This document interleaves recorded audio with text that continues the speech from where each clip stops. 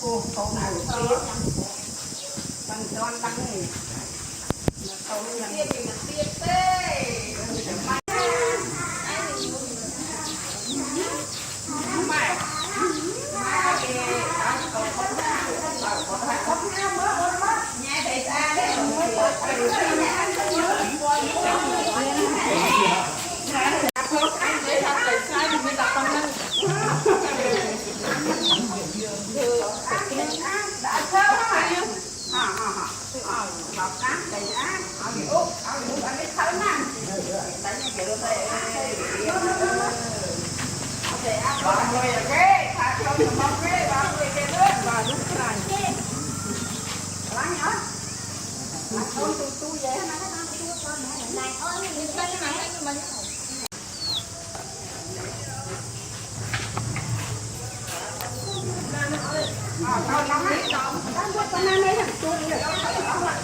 Đây là con người ta mà nấu con canh cần ăn được không?